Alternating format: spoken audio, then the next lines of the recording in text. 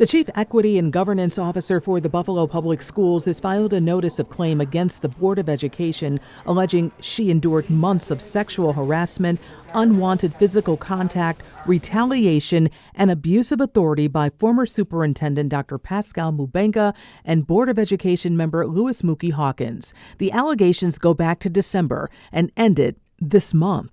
Things were still happening. That makes our notice of claim timely. It's part of our allegations that this is an ongoing and continuous nature and that it's a pattern of conduct, which makes it that much worse. These are not one-off instances. These are not interpersonal mistakes. This is a pattern of conduct. Among the many allegations directed at Dr. Mubenga, Ms. Amos says that the superintendent summoned her to his office, told her he was in love with her. As she attempted to leave, she said he came around his desk, seized her right hand, and forced it onto his genitals. The claimant, Antoinette Amos, is still employed by the school district. It seems like she has receipts because based on what you have filed so far, the claims go back many months. They go back many months.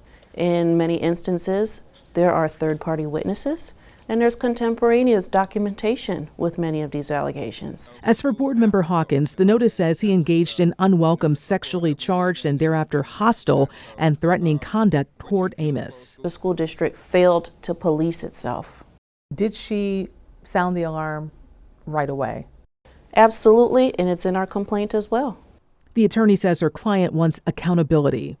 As far as a lawsuit, compensation is just one of many remedies. She's a strong individual who knows that this wasn't right, and in order to take the steps necessary to prevent it from happening again, you got to stand up for your rights now. On your side, Claudine Ewing, Channel 2 News.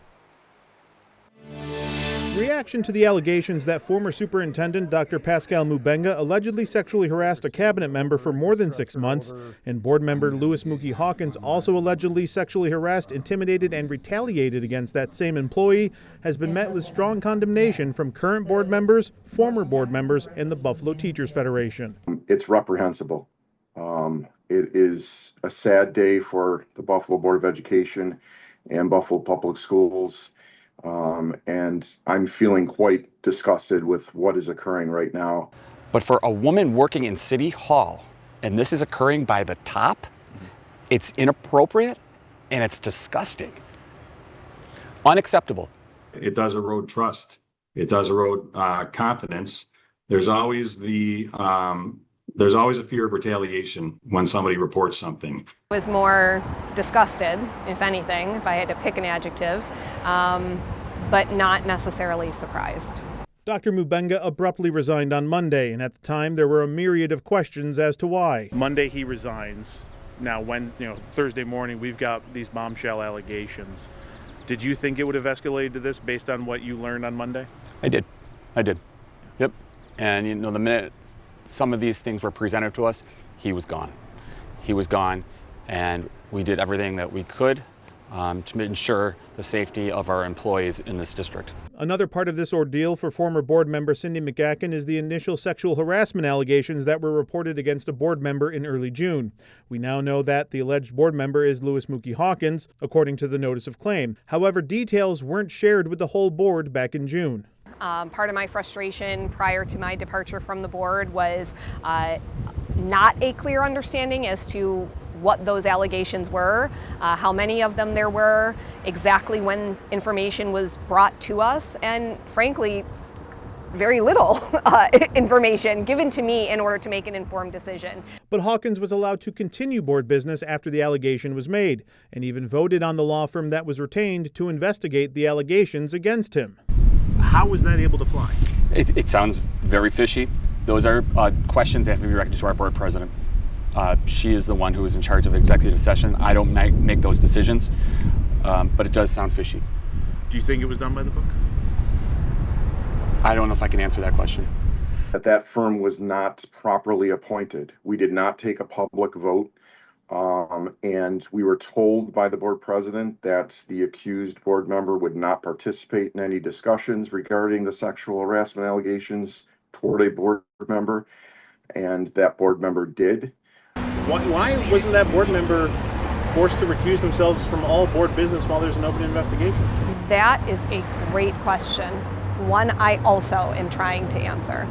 And I don't have an answer, nor did I get an answer to that question. You can't have an impartial investigation into somebody if the somebody who's being investigated had a say in who is doing the investigation. And Buffalo Teachers Federation President Rich Nigro says that the lack of transparency about the initial investigation is a key reason why confidence in the board from teachers in the district may be in jeopardy. Is there precedence for a vote of no confidence by BTF for the board itself? There very well may be. It is very, very difficult to rebuild trust once you've lost it. And it is possible we're at that point. Again, that November 2019 scene from a City Hall corridor as federal agents carted out various documents and materials from the offices of the Buffalo Urban Renewal Agency. As it turns out, former Buffalo Mayor Byron Brown was the chairman of that city agency.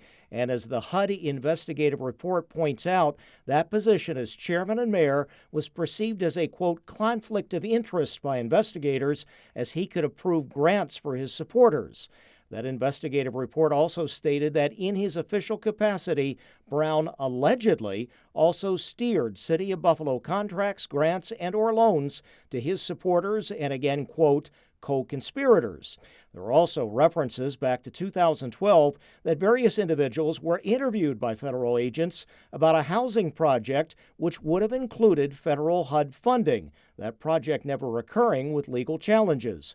But then the report concludes that the federal investigation in case could not move forward and was, quote, administratively closed until further notice. That because of a legal theory for prosecutors for wire fraud counts was overturned in a 2022 U.S. Supreme Court ruling involving, ironically, the Buffalo Billion case and local contractors. And then also expiration of a 5-year statute of limitations, as pointed out by a prominent defense attorney. The Supreme Court in the 2022 decision really changed the analysis of what politicians are allowed to do to steer work or to direct work. These cases, the types of cases that they were looking at for Mr. Simonelli, for Mayor Brown at the then Mayor Brown, those cases are just dead in the water at this point. Scott, PBA President John Davidson says he's concerned by the violence he's seen on Chippewa Street, and he believes it's going to get worse as the summer continues. Davidson's warning comes after a shooting on Pearl Street near Chippewa early Sunday morning. Just after 2 a.m., officers patrolling the Chippewa district heard gunshots. They say that's when a 17-year-old was shot and taken to ECMC. An 18-year-old, Javon Johnson, was arrested. During the response and investigation, officers recovered 4 loaded firearms, including a ghost gun. Davidson says this is one example of the violence that Buffalo has seen so far this month, and he believes the city needs to renew their contract with the police department, which expired last year. We are hoping that the city will want to sit down and work on that contract. They're saying maybe October. I don't know if we can wait till October when we look at what's going on in the city of Buffalo, the crime that we're going through right now. I don't know if the citizens want that. Should we wait another several months to even begin contract negotiations? Buffalo Police Commissioner Erica Shields says over the 4th of July weekend, the Chippewa district also saw large fights break out. We also spoke to one of the owners of the Banshee on Franklin Avenue. He says local businesses in the Chippewa district are working together with law enforcement to combat this violence. Live and on your side in Buffalo, Chelsea Swift, Channel 2 News. Hey, good evening, Scott. Yeah, conditions have improved here at Bidwell Park, but for the 44th annual Subaru 4-mile chase is canceled because of those poor air quality conditions, and officials telling me that there will be no makeup date anytime soon. And 2 on your side confirming the cancellation through a statement through the Erie County Medical Center, saying that the air quality conditions are expected to worsen throughout the day. Well, race director Jim Nowicki tells us he's been in close contact with ECMC and Erie County for days, watching the air quality situation closely before today's final call. Talks or discussions have been going on for the last couple days. We're monitoring the situation. You know, it was in the rear view mirror and now in the front view mirror, and unfortunately, here we are. We made that decision. Registered runners can pick up their packets and t-shirts next week, Tuesday through Thursday, at the ECMC Foundation offices on Grider Street. Proceeds from the race will still go to the ECMC Foundation once event costs are covered. And organizers also telling Two on Your Side that over 1,000 runners were registered to race today, and they were going to finish at a finish line that was right behind me, actually. There was a stage and tent set up, but they have since been taken down. From Elmwood Village, I'm Nate Mills for Channel 2 News. Sometimes you'll hear a meteorologist talking about the AQI, but what is it and what does it mean? AQI stands for Air Quality Index. It's a tool used by the Environmental Protection Agency to communicate to you what the air quality is like and what the effects might be to you and your health. We spend most of our days in the green, which is good, or at least the yellow, which is moderate. But to most people, our bodies can't really tell the difference. But once that yellow becomes orange, that's when we start to take notice. And AQI in the orange starts to become unhealthy for sensitive groups, those with any respiratory or cardiac issues, especially when you spend extended time outside or engaging in any kind of strenuous activity. But once it's red, that becomes unhealthy for everyone. You can still go outside, but the idea is to limit prolonged exposure, especially once that red turns to purple. This is the very unhealthy level. This will impact more people and quicker. So any kind of physical activity, you definitely want to consider bringing that inside.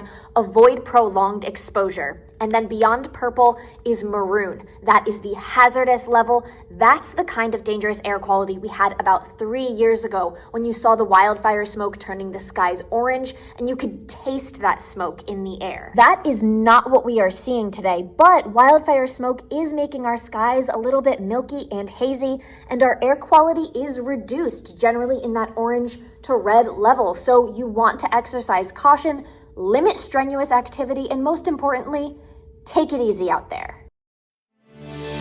I think in general, I'm always looking to support local farmers, and also wanting to, I trust something was grown, I know who's grown it, and I trust their growing practices more than something that's labeled organic at the grocery store. At the Massachusetts Avenue Project's Farmers Market on Wheels today, families shopped for fresh, healthy food. I've noticed this summer we just in our first month of running markets, we've hit peaks that we haven't seen in years. So definitely a lot of people are trying to get their produce as healthy, fresh, and as local as they can. They're aware of the cyclosporiasis outbreak, even though it is not impacting Erie County. Federal health officials are tracing what people ate to find the source. Right now, we don't have a specific source identified, and we're working very hard to continue collecting and analyzing those data. Sick people reported their symptoms starting on or after June 22nd.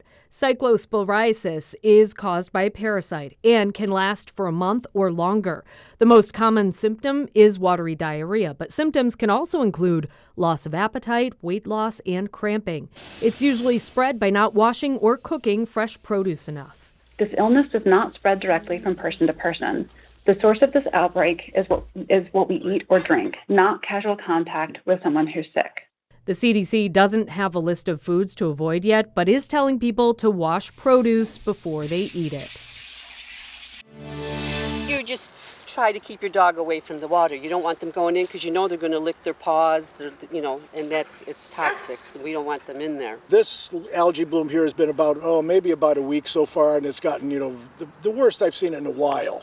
Right now, Buffalo Niagara Waterkeeper says there have already been algal blooms in Orchard Park, Niagara Falls, Ellicott Creek, and here at Tonawanda Creek at the Ellicott Island Bark Park. Unfortunately, we're seeing these blooms actually bloom earlier in the season and last even longer. The recent hot weather is ideal for blooms to form. Touching or drinking the water could be harmful for you or your pets. The blooms can cause rashes and breathing issues. Swallowing the water can be deadly for pets. If you see discolored water and it's a warm day and slow-moving water, we recommend that people do not allow their pets to go into the water. Algae is a normal part of the ecosystem, but it's when the algae produces so much that it can create a toxin called either microcystin or some other types of toxin, which that is what is the danger to pets and people. The dog owners we talked with are aware of the harmful algae and are busy keeping their dogs safe. Keep an eye on the water. You know, as soon as the temperatures climb, the algae bloom is going to start. There's no stopping it. There's nothing you can do. Train your dog to stay away from the water. The American Red Cross is urging donors of all blood types to schedule an appointment to give blood, platelets, or plasma as soon as possible. Only 3% of the available population who can give actually do give. So really what we want the community to do is find a blood drive in your local community. In our Western New York region, we hold 20 mobile drives a day. There is an emergency appeal. Keep in mind, blood has a shelf life. Some of our blood products can last 35 days, 45 days, with platelets only being able to last on the shelf for 5 days once collected. He says new donors are needed too. Even though it may be scary, it's really not that bad of a process, and at the end of the day, you're helping to save a life. Giving blood, you really can save up to 3 lives, and it really is something that just takes a few minutes out of your day, and it doesn't cause any harm. Juanita McClain, founder of Sickle Cell Warriors Buffalo, says blood donations are a lifeline. They have given me a second chance at life. She lives with sickle cell disease. Blood donations are important to help with severe complications with the disease, such as strokes and severe pain episodes. Summer is when there's a dip in the blood supply. I think across the country, we had a dip of about 38,000 young donors leading into the summer months. We need our community to come out and continue to donate blood and roll up those sleeves and just be that life-saving hero that we need. To encourage donations, the American Red Cross is giving everyone who donates blood, platelets, or plasma through the end of July a Fandango movie ticket by email. On your side in Buffalo, Claudine Ewing, Channel 2 News. Good evening, Scott. The video shows a very chaotic scene on Chippewa Saturday night, and it escalated very quickly with the video you're about to see. Now, this is the body-worn camera for Deputy Police Commissioner Craig Macy. He's standing on Chippewa when a fight breaks out, and he's seen running towards it with several other police officers to break it apart. During the pull apart, you're going to see a woman wearing a black dress on the right side of your screen step into the frame as another woman is lifted from the ground by an officer. As you can see here, just an absolute chaotic scene. Now, after that, police are able to move some of the crowd along. The entire incident only lasted about 40 seconds. Buffalo PBA President John Davidson spoke about the chaotic scene on Chippewa and the overall violence in Buffalo earlier today. So throughout the city, Saturday night into Sunday morning, 4 of our 5 districts needed overtime just to cover manpower and answer calls. And several of the officers on Chippewa were forced, and the morale was very low. It sounds like multiple chiefs and DPC Macy went down to Chippewa to help augment the services and to keep morale up and do a really nice job trying to lead from the front. And it seems like, unfortunately, it just was still not enough to overcome the kind of crime spree we're seeing right now with the lack of officers and the lack of well-rested officers. In an additional statement, Buffalo PBA says that they are pleased to see the commissioner and city stand by Deputy Commissioner Macy.